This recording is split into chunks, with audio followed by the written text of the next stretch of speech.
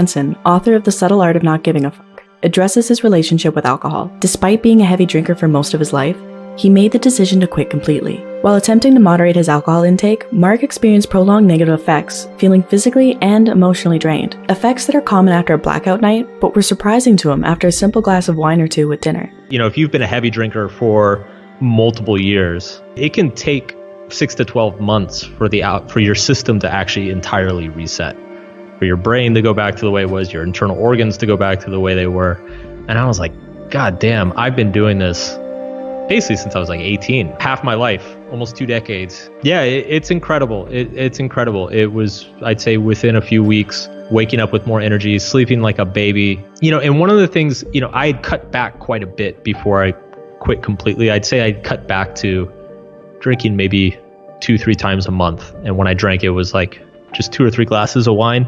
And it's funny, I feel like something you notice when you cut back that you don't notice when you keep drinking heavily. Like when you drink heavily, you just expect to feel like shit. So when you feel like shit, you're like, oh yeah, well, of course I drank a lot.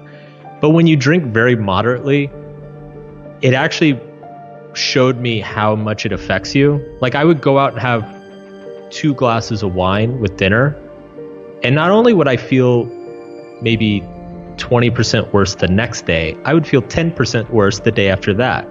And that was shocking to me. I was like, whoa, this is actually, it's not about hangovers. It's about just general lack of energy and motivation on a day-to-day basis. And it lasts for multiple days. There's no hiding the fact that alcohol is a drug. It's a legal drug, accepted by society, that rakes in billions of dollars a year. It's also well known that alcohol is harmful, especially in large quantities and over long periods of time. Why do millions of people continue consuming a poisonous substance? For the most part, people consume alcohol in order to get the net effect on the brain.